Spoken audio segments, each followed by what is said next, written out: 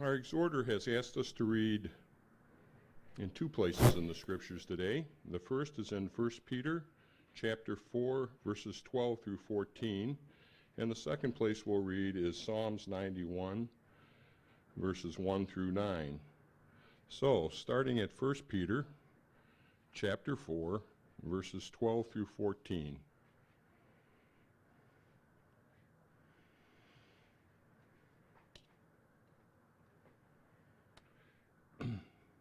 Dear friends, do not be surprised at the painful trial you are suffering, as though something strange were happening to you, but rejoice that you participate in the sufferings of Christ, so that you may be overjoyed when his glory is revealed. If you are insulted because of the name of Christ, you are blessed, for the Spirit of glory and of God rests on you. And again in Psalms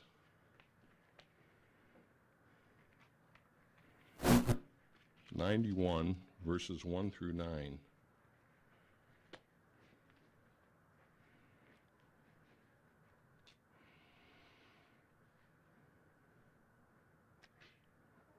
Psalm 91, verses 1 through 9.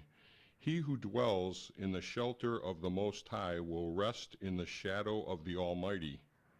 I will say of the Lord, he is my refuge and my fortress, my God in whom I trust.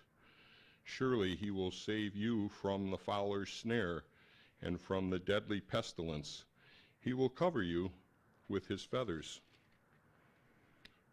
and under his wings you will find refuge. His faithfulness will be your shield and rampart. You will not fear the terror of night, nor the arrow that flies by day, nor the pestilence that stalks in the darkness, nor the plague that destroys at midday. 1,000 may fall at your side, 10,000 at your right hand, but it will not come near you. You will only observe with your eyes and see the punishment of the wicked. If you make the Most High your dwelling, even the Lord, who is my refuge.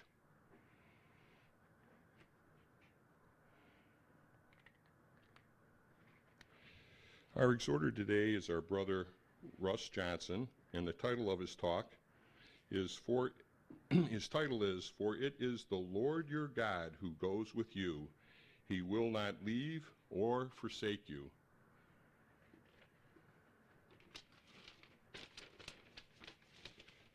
Brother Russ.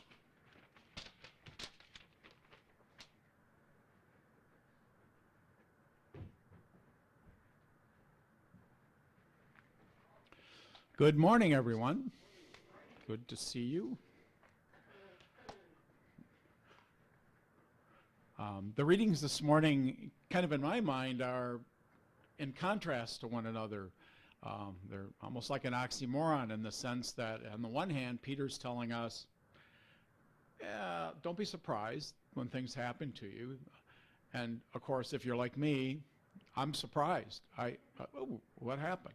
And then on the other hand, you're hearing from the psalm that was read that God is over us, protecting us this whole time. It seems to me, and sometimes I think to you too, it's like I'm not sure, I can't quite figure this out. And we'll talk about someone a little later that had some difficulty figuring it out. And of course the title is from Deuteronomy 31:6, for it is the Lord God who goes with you, he will not leave or forsake you. Now, one of the reasons I got on this topic was I was talking to my dad, and I really wanted to kind of know about my grandfather, his dad.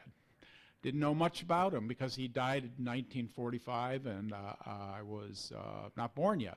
Neither were any of my siblings. And so I was like, what made him tick? And the reason I say that is because he's the one that came into the truth in the Rockford area.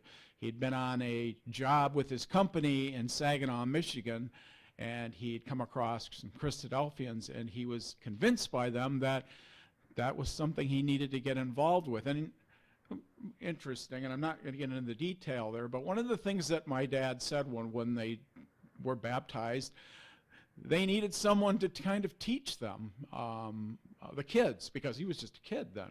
That was 1915 and 1916.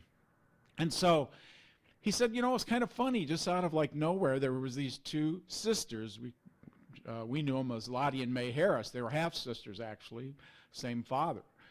But they suddenly appeared into the Rockford area in Loves Park at that time, and they were great Sunday school teachers, as my dad told us. It was amazing what they could tell us. And he said, I really think that it was very helpful, because it would have been difficult for my dad being that, my grandfather being that new into the truth. So suddenly, here's these teachers that kind of come out of nowhere.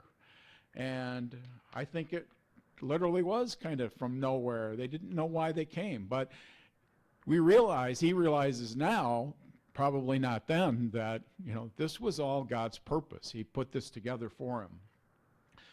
At the same time as we were going through this, he had dropped some stuff off with me to kind of look through, or saying, hey, I'm going to get rid of this, I don't want it anymore, when he moved into his smaller apartment. And one of the things he had was his yearbook from 1941 when he graduated. And I was kind of looking through it, see what was going on, and see some pictures of him. And interestingly, a comment was made, like your yearbook staff made a comment. This was, again, 1941. And my brain wasn't really functioning that well, never has for, going on 63 years this Friday. Anyway, one of the comments made by the staff was something like this: Hitler invades what country? Good. And I don't think they meant it to say, good, I'm glad that he did, but I think it probably would have been like something we would have said, like, well, whatever, it's happening, and, what's new news now? He invaded another country. But I think the point that I didn't get, and the thing that I started looking at was, I didn't really realize that in a very short period of time, actually in less than 6 months, something was going to happen in 1941 and December.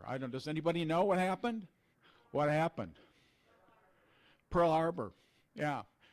Their lives were going to get dumped upside down. Probably everybody in his class. And I knew his life was going to get dumped upside down. So here he is, an 18-year-old, and they're, not knowing what's going to happen, in their lifetime. But suddenly an event happens in just a very few months. And like I said, I didn't really put this together in my own mind, but I'm sure there's others in this room that it greatly affected their life. But suddenly this was going to happen. Well, then I asked him, I said, well, did you get drafted right away? Because I knew if he was 18, and like for me, he was 18, they were going to draft him. And he said, no, actually it was 21 at that time, which kind of surprised me. I didn't realize that was the case. So then the next thing that I really realized as I started putting two and together, as slow mind that I am, I realized that his brother was going to be convicted of draft dodging. And that was going to happen in just a few years. So probably about the time he was 20 and he wasn't yet draft age, he was going to see that his brother was convicted, and that was going to be in the papers, front page stuff. And so I know that he had difficulties dealing with that. I kind of think of Peter right away. Do you know this guy, Jesus? Like, no, not that he didn't say he didn't know his brother, but suddenly you're in the hot seat and you realize that things change quickly. So there he was, probably then 21 when he got drafted. And he told me that, as I was talking about my grandfather, he said as he drove him down to the train station, which came into Chicago for their physical, he said his dad got a fender bender, and he said he could just tell he was just completely wound up. This whole thing was starting to bother his father, the things that had gone on. And so my dad then proceeded to tell me, he went downtown, went through the draft thing, and then he told me after Mark Drabenstead had given a talk up in Wonderland up in Wisconsin about traveling lightly, if you remember that. And he was saying, my dad told me, he said, I never felt so alone when I was in there. I was the only one, he said, that, said, no, I'm not going to be drafted. The rest of them took off, and he was just standing there. And he said he had to find the bus to get back home, and it was just a really difficult feeling for him. And then I began to realize, too, then he was 21, that 22 the next year, his father was going to pass away. So all of these things started happening. Bingo, bingo, 18, 20, 21, 22, and a lot of things are happening that were things that he didn't ask to happen, but they happened. And he dealt with them. And then he realized in retrospect, and I'm not going to go into that detail, how that really affected his life. But I was thinking at the same time, I had read an article in 1938, some of you may not, probably not aware, and I wasn't aware for a while, but there was happening in Germany what they called Crystal Night. And some of you probably know what that was all about. So that was just a few years before my dad graduated, late 38, like 39. So that's probably why, well, we don't really know what's going on, but we do know what went on in Crystal Night. And that's when Jews were kicked out of their houses. They were breaking windows. It was probably one of the most terrorizing nights for Jews in their history and what happened to them then. And I was watching, reading some new, article I'd seen on the internet. It was kind of interesting. It was very interesting to me because at the same time these things were happening, there were 4 brothers. And they were Jewish brothers. Their name was Frieder. They lived in New York. And they had a cigar business. And they decided that their cigar business could be more productive and efficient if they moved it to the Philippines, which at that time was a U.S. territory. And they did move it to the Philippines. And the way they worked it in their family was each one of the brothers would spend a year there and rotate out. And that's how they worked things. But they realized immediately that their brethren in Germany were in trouble and they needed to help them. And they had seen how some Jewish people were helped out of Shanghai when the Japanese had attacked and how they'd moved them to Manila. And they thought they could use that as a model to bring the Jewish people out of Germany.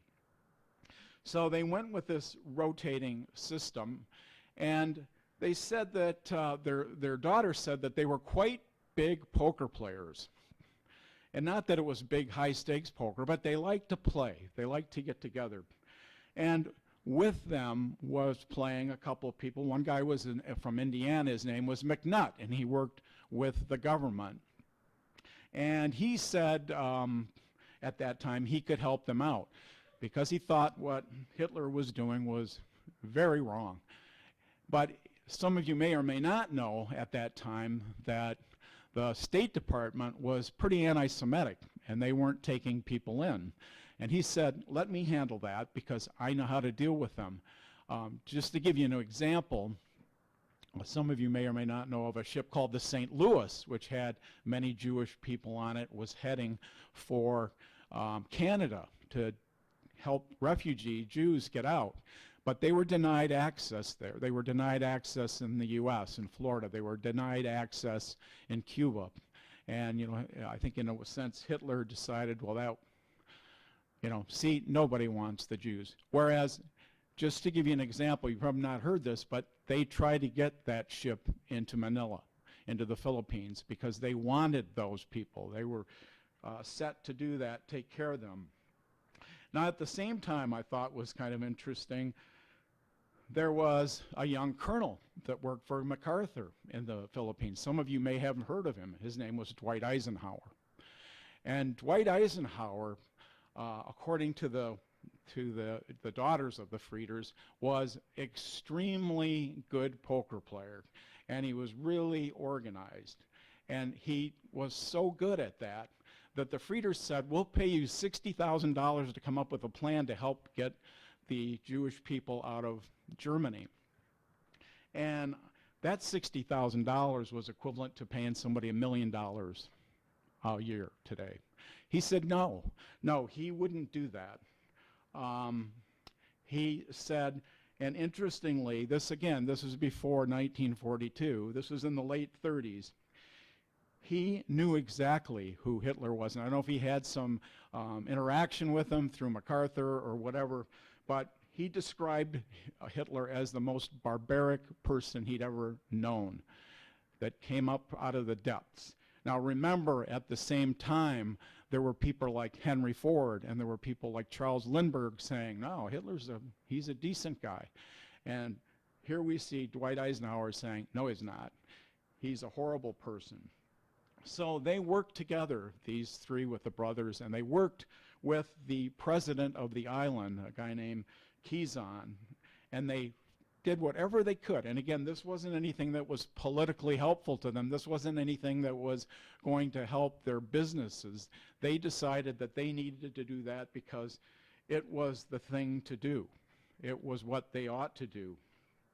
To them, there was no other alternative but to save these Jews who were being persecuted. Like I said, it could have been very detrimental to their business. It certainly would have been detrimental to their political careers. But they decided that they needed to help these people out. And again, I'm not trying to say that these were people that were true believers. But what I am trying to say is that they were put in place for a reason, and it happened quickly. And we read in Romans 13:1, it says, let everyone be subject to the governing authorities, for there is no authority except that which God has established. For authorities that exist have been established by God. So these authorities that were there, they're established by God. They're there for a reason. And sometimes it's difficult for us to know that, but it's true. And in this particular case, and that's why I'm bringing these out, these kind of situations that drift a little bit from the mainstream talking about the Bible. These are things that God makes happen, and they happen in our lives. Now, what was read this morning by our brother Otto was, Beloved, think it not strange concerning the fiery trial which is to try you, as though some strange thing happened to you.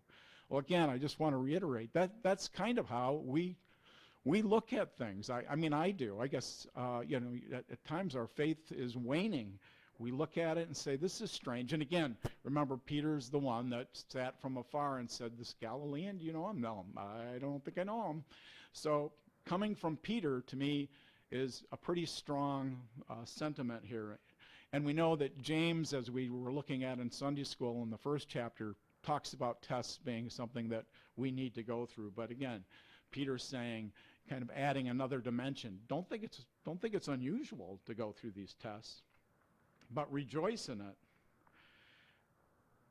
So we see these things have to happen, and Hebrews 12:6 tells us, because the Lord disciplines the ones he loves, and he chastens everyone he accepts as his son. You read through that and say, now would that be talking about me? Well, yeah, it would. It would be talking about you. And we know it certainly applied to his own son Jesus, and it applies to us also. And as I was saying earlier, it's difficult at times because it's like on the right hand, you've got one thing, God talking about being tested. On the other side, he's saying, well, I'm there for you. I'm going to be there. Don't worry. And I'm going to take a look at the 73rd Psalm. I think I've done this before. And actually, I think if you don't have it marked in your Bible, it's probably a pretty good thing to do, because David seems to be stating the things that go in my mind, and I'm assuming yours too. He says, surely God is good to Israel, to those who are pure in heart. But as for me, my feet came close to stumbling. My steps had almost slipped, for I was envious of the arrogant. Now, again, I want to stop. Remember that David was, what? He was anointed king, right? And I'm thinking that he's saying, hey, I thought I was anointed by Samuel, and why am I slipping? Why am I having problems? And he goes on to say that he was envious of the arrogant. He saw the prosperity of the wicked. And he said in verse 4, for there are no pains in their death, and their body is fat. I look at them, he's saying, and I don't see any trouble that they have. They don't seem to be tested like I'm being tested, nor are they plagued like mankind. And he goes on to say in verse 6, therefore pride is their necklace, the garment of violence covers them. Their eyes bulges from fatness. The imaginations of their heart run riot. They mock and wickedly speak of oppression. They speak from on high. They have set their mouth against the heavens, and their tongue parades through the earth. Therefore his people return to this place, and waters of abundance are drunk by them. And they say, how does God know? And is there knowledge from the Most High? Does he know what's going on? You know, we talked about the last days in our class, I think last week, and that's what's being said. What God? He doesn't even know what's going on here. He said, behold, these are the wicked, and at ease, and always at ease. They have increased in wealth. Surely in vain I have kept my heart pure. I'm doing this for nothing, he's saying. And washed my hands in innocence, for I have been stricken all day long and chastened every morning. And I have said, I will speak thus. Behold, I should have betrayed the generation of thy children. And verse 16, and when I tried to understand this, it troubled me deeply. I couldn't figure this out. Why is this happening and that happening? I don't get it. And he said he didn't get it in verse 17 until he went into the sanctuary of God. That's when I get it. That's when I understand it. And to me, that's when we come together, when we read the Bible. You're not going to get it unless you do that, is what he's saying. He said, then I understood their final destiny. Surely you placed them on a slippery ground. You cast them down to ruin. So he's saying, hey, it looks like now I know they're on slippery ground, but just a few verses before, I couldn't figure that out. I thought everything was great. They didn't have any tests in their life. How suddenly are they destroyed, completely swept away by terrors? We know that our brother last week, Mark, talked about 168,000 men suddenly gone, swept away, weren't they? And as I was telling Mark, in Isaiah chapter 30 talks about God being a fire. And some believe that they were consumed by fire as part of what happened to that 168,000. In verse 20, they are like a dream when one awakes. When you arise, Lord, you despise them as fantasies. Like that 168,000 men, they were never there. They're gone. And that's what David figures out. And then also what Brother Otto read this morning from the 91st Psalm, surely he will save you from the fowler's snare and from the deadly pestilence. He'll save you, that bird, from being snared. He will cover you with his feathers. This is a model that goes throughout the Bible, an image that he gives us. He puts his feathers and wings around us, and he'll be a refuge for you. His faithfulness will be your shield and rampart. You will not fear the terror of the night, nor the arrow that flies by day, nor the pestilence that stalks in the darkness, nor the plague that destroys at midday. 1,000 might fall at your side, 10,000 at your right hand, but it will not come near you. You will only observe with your eyes and see the punishment of the wicked. And if you say, the Lord is my refuge, and you make the Most High your dwelling. He's saying, we need to say, the Lord is my refuge. It was kind of like our brother Don Davis saying when Jesus asked, can you pray for me with an hour with me? And they couldn't do that. David's saying we need to say, the Lord is our refuge, and he is the Most High is our dwelling. And verse 11 finally says, for he will command his angels concerning you to guard you in all your ways. So one of the things I wanted to get to, I talked about what happens to me, what happens to people that are outside the truth. And I want to just say with Dwight Eisenhower, here's somebody that served 2 years as president, and he had some issues, but in a sense, I think he lived a really good life after that. And perhaps, this is my opinion now, that's one of the reasons that he did, was because he favored God's people. But what I wanted to get to was, now we talk about Jesus. Now I read through the things that happen with him, and you kind of say to yourself, well, it's really different with him. I mean, he didn't see change like that. It wasn't such a big deal, or I do. I read through that. He came in, and it wasn't such a big deal. But we know that, we read that he had his face set. He was resolute. Luke 9, chapter 9 tells us in verse 51. And when the days drew near for him to be taken up, he set his face to go to Jerusalem, and he sent messengers ahead of them on their way. And he entered a village of the Samaritans to make ready for him, but they did not receive him because his face was set toward Jerusalem. So he was ready to go to do what he needed to do to sacrifice. And He had prepared himself for this.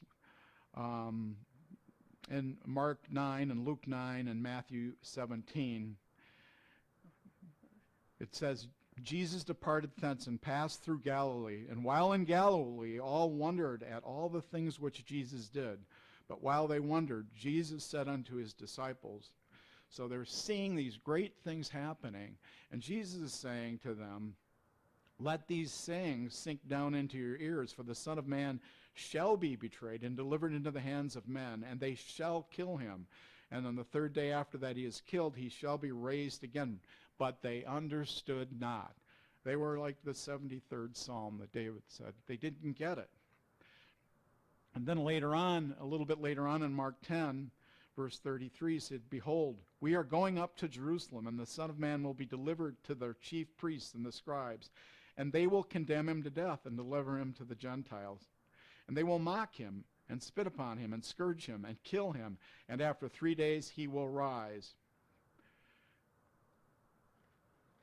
So they're being told. He's telling them exactly what's going to be happening. You know, it's kind of like what I was bringing about earlier. Hitler's invading other countries. Good. Well, it's not good. You know, these things are going to happen. And Brother Don Davies telling us, you need to pray with him an hour. Can't do that. It's too hard. It wasn't too hard. It's the things that we have to do. His disciples didn't understand the great change that was going to happen, but Jesus did understand it. They thought he would be king, and he would eventually be king, but not then. And in Matthew 21 and 22 and Mark 11, these different renditions, and Luke 19 and John 12. And in John 12, it says, and when the great crowd of the Jews learned that he was there, they came not only on account of Jesus, but also to see Lazarus, whom he had raised from the dead. Let's go see this guy, Jesus. He raised Lazarus from the dead. This is something unusual. So the chief priests planned to put Lazarus unto death. The priests, we got to kill Lazarus. He's no good for us. People are believing in Jesus because they saw him raise him from the dead. Because on account of him, many of the Jews were going away and believing in Jesus. So they saw Lazarus, let's believe in Jesus. And the next day, a great crowd had come to the feast and heard Jesus was coming to Jerusalem. So they took branches of palm trees and went out to meet him, crying, Hosanna, blessed is he who comes in the name of the Lord, even the King of Israel. That's what they're saying on that day. Hosanna, the King of Israel. That's what it is on this day. And Jesus found a young ass and sat upon it, as it is written, fear not, daughter of Zion. Behold, your king has come, sitting on an ass's colt. His disciples did not understand this at first in verse 16, but when Jesus was glorified, then they remembered that he had written of him and had been done to him. So after he was glorified, then they remembered, oh yeah, that's what was supposed to happen. But we saw these great things going on at that time, and that's what we thought was supposed to happen. The crowd that had been with him when he called Lazarus out of the tomb and raised him from the dead bear witness. And the reason why the crowd went to meet him was that they had heard he had done this sign. And the Pharisees said to one another, you see that you can do nothing. Look, the world has gone after him. Look at this. We can't do anything. He's going to be king. We can't stop him. Which he probably couldn't have been stopped had he wanted to do that. But he realized that wasn't what his father wanted him to do. So again, the point I'm trying to make, and that it had to have affected Jesus, but he prepared himself for it, was there was about a gigantic change that was about to take place from, hey, we want to follow you to be king, to crucify him the next day. Hebrews chapter 4:15 reminds us, for we have not a high priest who is unable to sympathize with our weaknesses, but one who in every respect has been tempted as we are, yet without sin. So he knows what we're going through. He went through this. He went through a 180-degree turn that happened. Was there anyone to hover over him at that time like an eagle that was read this morning? Matthew 27 says, now from the 6th hour darkness fell upon the land until the 9th hour. And about the 9th hour Jesus cried out with a loud voice, Eli, Eli, lama sabachthani. That is my God, why hast thou forsaken me? And, why would he say this? Well, we talked about this before. He was quoting the 22nd Psalm when that's what it says. He was trying to get those there to be interested exactly in what their God had been teaching them through the Psalms, teaching them through the Word of God. And in that same 22nd chapter, verse 11 says, be not far from me, for trouble is near, for there is none to help. So he's asking God to be not far from him. And God wasn't. God was there. He didn't abandon him.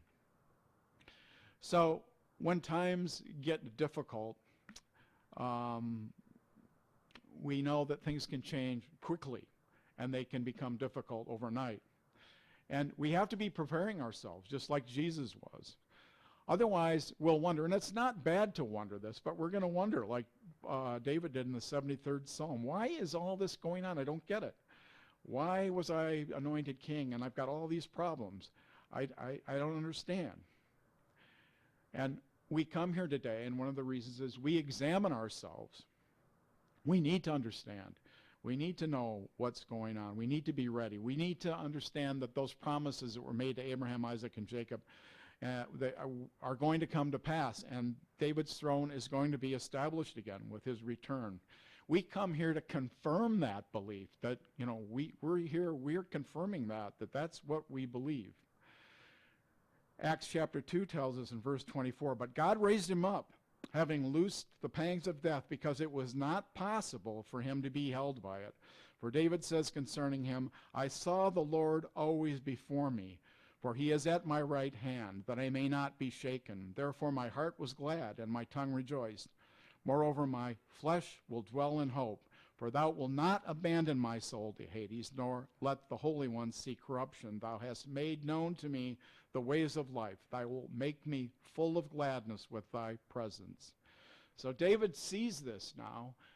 Stephen tells us about it. This is what he is seeing. Actually, I think it's Peter, I'm sorry. Tells us what he's seeing.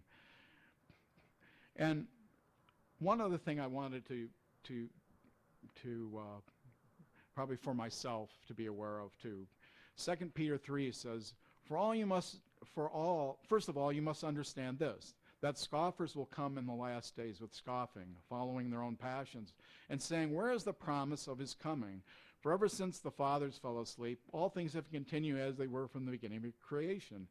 They deliberately ignore this fact that by the word of God, heavens existed long ago, and an earth formed out of water, and by means of water, and through which the world that then existed was deluged with water and perished. So there's a warning that comes from Peter to say, things are going to change in the last days. There's going to be scoffing. And I think this is going to be coming from inside the church. And I had picked off on what I would call an atheist website, Richard Dawkins, many of you know, pretty atheist as they get. And they had pulled a survey together that not they made, that they got out of the UK. Now, granted, in the UK, it seems as though those following God are a lot less. I know some of our brethren observed that, saying, it's getting a little bit different over here. So I guess my point is this, when I look at these, there's just a lot of items listed on here. But he says, this is in the UK, not the US, but I don't think the US is too far behind this. So just a third believe, or 32% believe Jesus was physically resurrected, with 18% not believing the resurrection, even in a spiritual sense. Half, 50%, do not think of Jesus as the Son of God, with 4% doubting that he ever existed at all. And he talks about, says, as many as half do not think of themselves as religious, and less than a third, 30%, claim to have strong religious beliefs. I've heard this from some believers that have left. They're saying, I'm spiritual, but not religious. He said 1 in 6, or 15%, admits to having never read the Bible outside a church service, with a further one in 3, or 36%, not having done so in the previous 3 years. The majority, 60%, have not read any part of the Bible, independently and from choice, for at least a year. Over a third have never or almost never prayed outside a church service, with a further 6% saying they pray independently and from choice less than once a year. So that adds up to like 40-some%. 26% they completely believe in the power of prayer, with 1 in 5 or 21% saying they either do not really believe it or do not believe it at all. So you've got quite a few that don't believe in the power of prayer.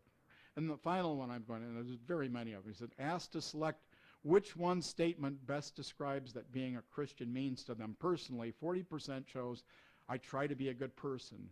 And around 26% chose, it's how I was brought up. So like 50-some% are like, well, I really don't know why I'm doing what I'm doing. And I think Peter's words to us are indicative that being bombarded by this on a daily basis, and again, to come back to this atheist site, the message is, you know what? You're really not any different than an atheist. You know, that's why they have it on their site. You're not different than us. So come join us, type of thing. And this is what Peter warns us of. You know, we're going to be, the last days are going to be where scoffers start to come out. And 2 Peter chapter 3, verse 10 says, but the day of the Lord will come like a thief. We mentioned that last year, last week, in the last days. And then the heavens will pass away with a loud noise, and the elements will be dissolved with fire, and the earth and the works that are upon it will be burned up. So then in the 12th verse, we're going on to that, he says for us to be waiting for and hastening the coming of the day of the Lord. It seems like an oxymoron here. How can you be waiting and hastening at the same time? But it's what we have to do. We have to wait patiently, and that waiting patiently will hasten the day. And finally, in 2 Peter 3:14, he said, therefore, beloved, since you wait for these, be zealous to be found by him without spot or blemish and at peace. So we know as we meet today that our Savior understands our needs, and he provides them for us. Mark listed last week of deliverance. Yeah, we are delivered from these issues. So we read the Word, and we understand it just as David did. And we will have peace when we come into the sanctuary. There is so much power in these words that we read that we can look at our life and look at Jesus as we come together at this time as a compass to direct us in our everyday lives.